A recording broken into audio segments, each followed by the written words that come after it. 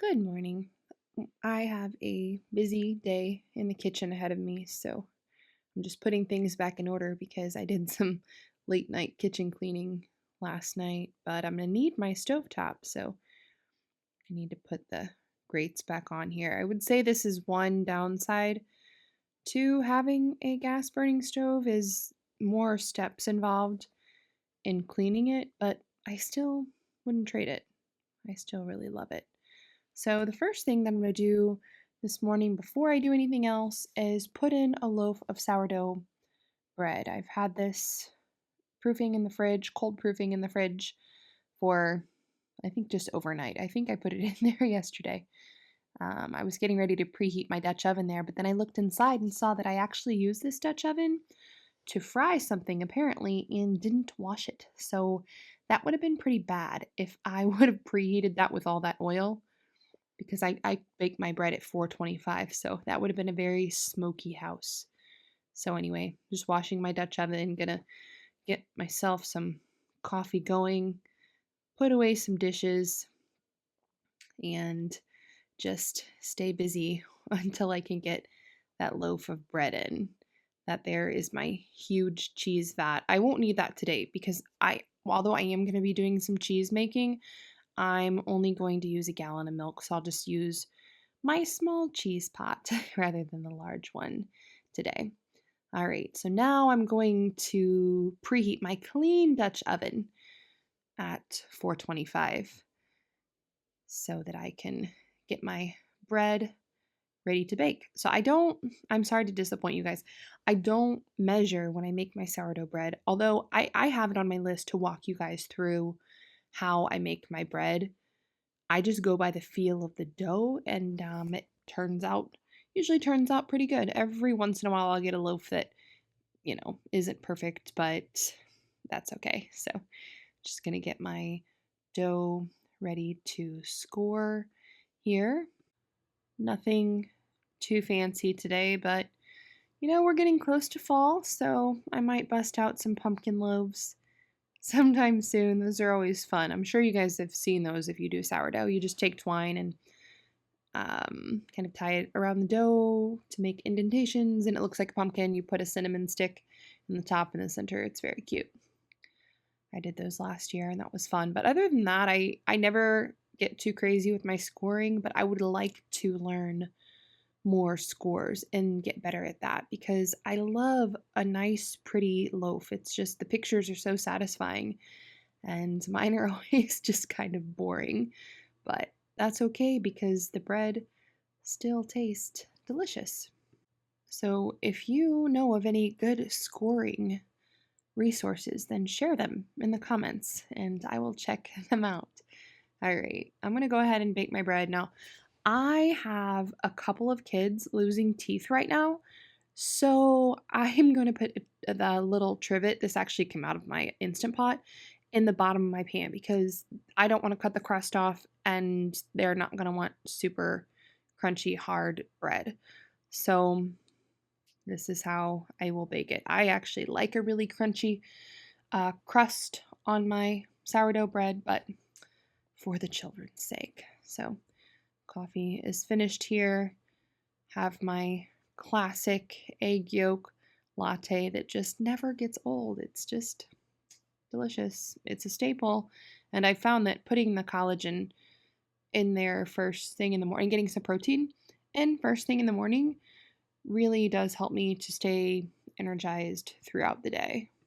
It's still pretty early in the morning at this point, but it's still summer, so it's very light out, very early in the morning. So I'm enjoying that because before we know it, it'll be dark until like 7, which that's, a few hours after I wake up. So that's a couple of hours of darkness in the morning, but that's okay. It's still quiet and peaceful and just a time that I can get some stuff done and enjoy a little quiet time. All right, so I'm setting out some milk here, a couple days old milk that I just need to skim the cream off of that. I'll probably make butter with it, I'm sure. That's what I do with most of my cream. I use some, but I always save some to use in cooking or in my coffee or whatever, but I'll make a lot of butter. And then I am using a gallon of milk from yesterday with all of the cream so that I didn't skim that gallon. And I'm going to make some fresh mozzarella. Before I heat this gallon of cold milk, I am going to dissolve 1.5 teaspoons of citric acid in just like a little bit, an eighth of a cup of cold water here, and stir that into my cold milk. This first step, adding the citric acid, is all done while the milk is cold before I heat it. And then I will turn the heat on low and slowly heat this up to about 90 degrees. So, somewhere around the temperature that it would have come out of the cow. And while that's heating, I've got my thermometer in there, but I'll just go ahead and skim all of the cream off of this milk. My cow Sally, she gives so much cream once the calf is weaned. It's really, really nice, but it also makes it hard to go back to calf sharing and not getting as much cream. So that half gallon that you see there with the funnel, that is all full of cream from just a gallon and a half so far. So as I go, I'm kind of combining milk. If I sold milk, I wouldn't do that. I would, have it all labeled, like the date that I milked and stuff, but I don't sell milk, so I can do whatever I want. So I've got almost a full half gallon of cream there, just checking on my milk. I don't want to overheat it for my mozzarella, so got to keep a close eye on that. All right, that's a half gallon of cream.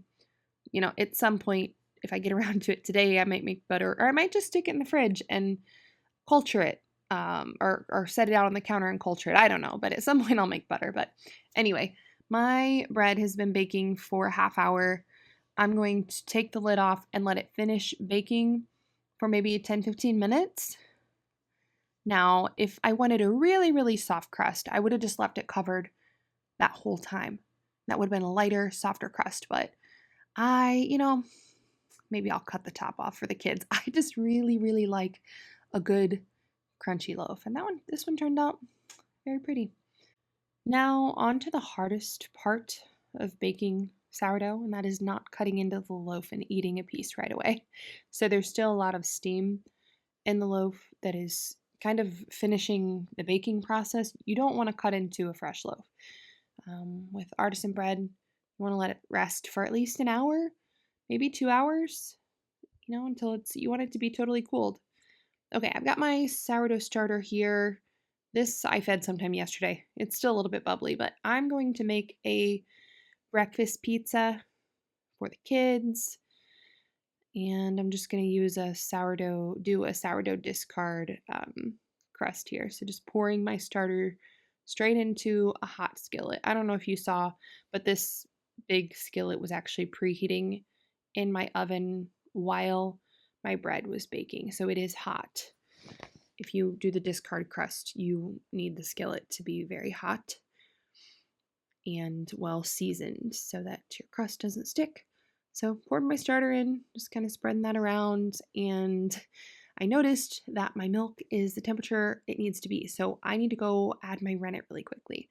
So I'm learning that with raw milk, you don't have to use quite as much rennet as the recipe calls for. So I'm using a little bit less than an eighth of a teaspoon into just a little bit of water, diluting that rennet in a little bit of water. I'm gonna briefly stir this in to my warm milk.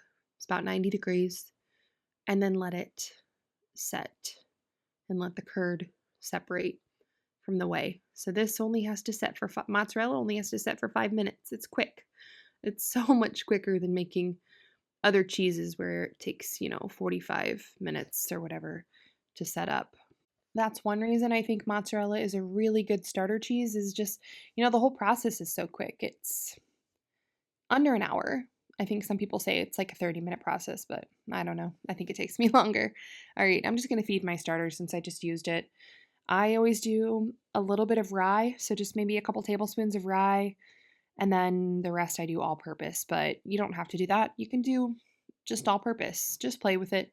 See what gets your starter really going and very happy And then got my water here. So just flour and water. I think everybody has a sourdough starter now. So if you guys are watching, you probably have a sourdough starter. But if not, I do have a blog post on how to make a starter. Now, this blog post is old. I've had this starter for 6 or 7 years. So back when I made it, I used a lot of flour and water. At every feeding, I used a whole cup of flour and a whole cup of water when I was getting my starter started. That means I was discarding a lot every day. If I started a brand new starter now, I would start with like half that, maybe even a quarter of that. It's mainly about the ratios, you don't have to use a huge amount. Anyway, starters fed, that will activate over the next few hours. I'm gonna just fry some sausage here for the breakfast pizza. I actually didn't show you guys, but I put that sourdough discard crust back in the oven to partially bake before I add the toppings. So the discard crust does need to partially bake before you add anything onto it, or it'll be gummy, which is not good. So I just left the oven at 425, put it back in, and that will bake for maybe 10, 12 minutes or so. And my 5 minutes is up. So it's time to cut the curd of my mozzarella. As always, the most fun part. Mornings really are such a productive time for me. I personally just have a lot of energy in the mornings, and plus, the big kids aren't awake yet. Sometimes the baby's not awake, so I can just get a lot done. And it gives me a good sense of accomplishment to have several tasks either crossed off of my list or at least started before the kids wake up. Then, I'm in a really good mood. We're starting our day off on the right foot. And I like to, if I don't have breakfast ready when they wake up, then I at least like to have it started. So I've got the sausage going behind me. This breakfast pizza is going to be simple. We're just doing some scrambled eggs here, and I'm cracking them individually because you guys know the saga of the broody hens. I've had broody hens all over the farm, so I cannot trust one single egg. I have to test them just to make sure there are no rotten eggs that got put in my stash, and we were good this time. Just going to scramble these up here and pour them over my partially baked crust, top with sausage and cheese, and that is going to be it. I could have made this a lot prettier and more delicious, in my opinion, if I would have gone outside and got some tomatoes and basil, and I could have come up with some more stuff, but I have the mozzarella going, and that I need to get that done in a timely manner. It's time sensitive. So I just didn't want to go outside to the garden and get distracted and come in and my cheese be ruined. Now I am putting some pickled onions on here because I pickled a bunch of onions last year and never got around to using many of them. So I have tons of pickled onions that I just need to use. So I'm kind of in a phase of using them on whatever I can now. Now this is shredded farmhouse cheddar that I made in my last video. So you can go watch my last video if you want to see my, it was one of my first attempts because I'm really in the first few weeks of hard cheese making. So that was, shredded farmhouse cheddar. So I popped that pizza back into the oven at 425. That'll bake for another 10 minutes or so. And I'm going to go ahead and drain the whey from my curd here for the mozzarella. So I just have a cheesecloth over another big pot because I need this whey. I definitely do not want to get rid of the whey yet. I'm going to need it to reheat the curd after it drains and after I divide it. That way you can stretch it. Which, if you know anything about mozzarella, it's a very stretchy cheese. And part of making it is getting that good stretch. All right, so the baby's awake and I'm going to cut. It's time to cut into my loaf here. I've got a nice crumb there. And I actually, in this time, my big kids had woken up too, and they had run over to Grandma and Grandpa's house. If you guys don't know, we live on my in-laws' farm, so it's their farm. We just live on it. So Grandma and Grandpa are right by our house. So I got a text from my mother-in-law asking if the big kids could eat breakfast over there. I already had the pizza going, but I was like, you know what? That's fine. I'll just save the breakfast pizza for lunch and then I don't have to worry about lunch. So for myself, I am going to have some of this bread for breakfast. Sounds really good. Usually my breakfast would be a little higher protein than bread, grapes, and cheese, but it just sounded really good. So that is going to be okay. Now my pizza is done. So I will just set this to the side and yeah, lunch is finished. All right, I have been letting that curd drain in that cheesecloth for maybe 5-10 minutes or so. So I'm going to pick this up and start the process of separating my curd and um, stretching my mozzarella. So getting close to the finish line here. Now, the whey that drained off of that curd needs to be salted and heated. So it needs to be heated to 130, 140 degrees, something like that. Just until it's hot enough to get your curd to stretch essentially, which when you get your hand, the best way to do this is just get hands on, just do it because you'll see what I mean. Sometimes you need to turn the heat up a little bit because you realize that your whey just isn't hot enough. Ooh, had a little tiny explosion there. And I'm probably talking to my mom or my sister since the kids are all over at grandma's house. It's just a good time to chat on the phone and solve all of the world's problems, you know. So you really do have to take advantage of these times when it's quiet to talk on the phone and have your phone conversations because kids just have that sixth sense. When you pick up the phone, they know that they all of a sudden need you like urgently. So, anyway, my huge chunk of curd that drained and it all kind of came together. So it doesn't look like separate curds now. It looks like one that is ready to be cut. I'm going to cut it into 4 so it's easier to handle. You know, you could dip and heat the whole thing in the whey, but trust me, it's very difficult to handle humongous chunks of mozzarella when you're trying to stretch it after heating it. So I use a big ladle. That way it's really easy to lift my curd out when I want to stretch it and drain the whey.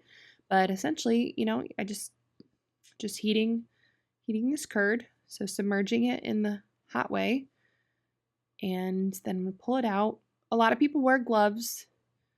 If you have very sensitive hands, then you might want to wear gloves because it is hot. It's very hot. All right, so my curd did not stretch very much there, you could see. So I went ahead and turned the heat up a little bit on my whey and dipped it back in, let it sit for a minute or so. Now let's try it. Let's try again. See if, there we go. Now it's stretching a little bit more. Now you want to be careful not to overhandle your mozzarella because that'll make it rubbery and dry, kind of start losing your milk fat. So not too much stretching. It's fun, but don't get too carried away. So I'm just going to do maybe 2 or 3 gentle stretches here. That first one I don't count as a stretch. I was just testing. My whey wasn't hot enough, but here's my second stretch and I'm getting a good stretch there. My curd is starting to look nice and shiny and starting to look like mozzarella. So I'm just going to roll this up and shape it into a ball the best that I can and put it into my cold water to set while I work on the other 3 sections of curd. So this whole process, like I said, I don't know if I'm quite as fast as the people who do 30-minute mozzarella, but I'm under an hour. It's not too bad. All right, so the process just will get repeated for the remaining sections of curd. This really doesn't take too long. Once you have your whey at the temperature you need it, just maintain that temperature. Don't get it too hot, and then you won't be able to handle your cheese without gloves, which I don't even own gloves. So I need to really not get mine too hot. So the kids came home and surprise, surprise, they wanted some breakfast pizza too. So I guess they didn't quite get full at grandma's house. That's fine. I might have to come up with a little something else for lunch, but that's okay. Hungry children, hungry boys, growing children. All right. Still early in the morning, as you can see, but I am just now headed out to milk. I did wrap up my mozzarella, so that's finished. It's all set in cold water. Just put that in the fridge until I use it later today. And now I need to get my cow Sally here into the head gate and do the morning milking and then give her some hay. I mean, really, since I'm not calf sharing now, it's not a big process to milk her at all. I just get her in the head gate, get her sprayed and cleaned up, and then milk and give her some hay, check her water, and that's it. Now, if I had a calf I was worried about separating or moving, the way that our farm is set up, sometimes when we're calf sharing, I have to move a cow to a different lot after I milk, and that just adds to the time.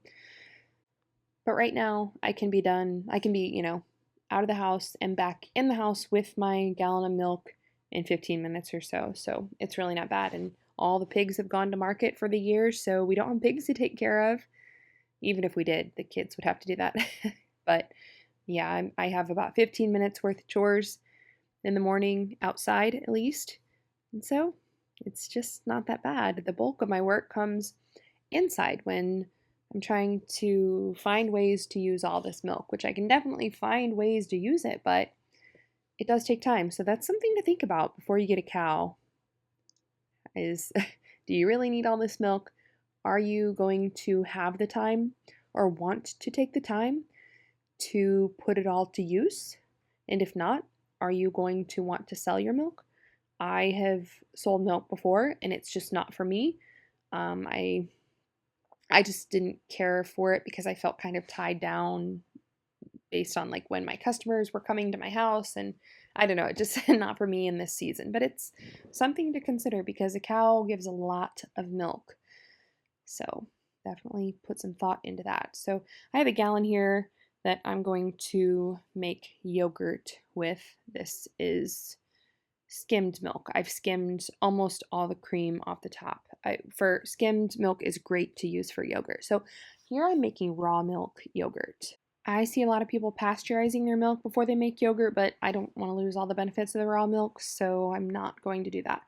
So the first thing I did was I just dumped in like a little bit of cold milk. You want cold milk to do the next step, which is dissolving your gelatin. This is what's going to make it nice and thick. So I'm using 2.5 tablespoons of Perfect Supplements gelatin. This is grass-fed gelatin. I'm using grass-fed raw milk because I don't want to then go put like crappy gelatin ingredients in there. So I got that gelatin dissolved. Now just adding in the rest of my gallon of milk. This is like the easiest thing. And the last thing I'm going to do is add 1/8 of a teaspoon of yogurt starter culture. I'll link this. I think this is from, I don't know what cheesemaking site it's from. It's from one of the cheesemaking sites, but I'll link it for you guys. So just sprinkling that on top. Very easy. And then gonna whisk that in, and that's it. Then put the lid on my Instant Pot, push the yogurt button, and just do the ferment setting for 24 hours and set this aside and forget about it until tomorrow. So since I'm just filming this video today, you won't see the finished product of my yogurt, but I promise it does come out nice and thick. So on my next video, this one batch of yogurt will last a whole week. So on my next video, I'll show you guys that it is very thick and creamy and delicious yogurt. Now some of the this here, moving on to the next project with all my dairy that I'm working with today, this is cream. And I just added in some Floridanica culture to culture the cream. That way I can get my cultured butter going again. I haven't made cultured butter in the last few weeks because I just didn't have a culture going. So once I have this going, then I can just add it to my cream and have lots of cultured butter. So that wraps up my morning routine. Lots of dairy work. Now on this particular day, the guys were putting up hay. You can see lots of bales there, but I don't have to help. Our kids are getting bigger, and that's just one of the perks of having lots of kids, lots of helping hands. So a little bit later in the day, I had some time to go get some ripe tomatoes out of the garden and to make one of my favorite things with fresh mozzarella, and that is caprese salad. So this is one of the new varieties that I grew this year. Rookie mistake, did not label my tomato plants. So I don't know which variety this is, but it's very pretty. So if anybody knows, I don't think it's Black Beauty. I grew some Black Beauties, but it's not all black. It's just got some purplish black on it, but it's mostly red. If anybody knows what this variety is, please tell me what tomato I'm eating here. Anyway, it's very delicious. It's one of my favorite that I have out there. So my mozzarella is looking pretty good. I have found that using full cream just gives a really nice texture, and you can see got that good classic mozzarella stretch there. Something that I have not done that I really want to do is make homemade mozzarella cheese sticks, like deep fried, of course. So it just sounds so delicious, but I will have to add that to my list. For now, this will do. There is just something very satisfying about making meals or little dishes like this with ingredients that you have raised and grown yourself. Which, speaking of growing, I've got tons of basil that I need to harvest and probably make some pesto to freeze or something before the end of the season. Got some maple balsamic here, and that is the final touch. All right, well, that's it. Thank you guys for tuning in, and I'll see you next week.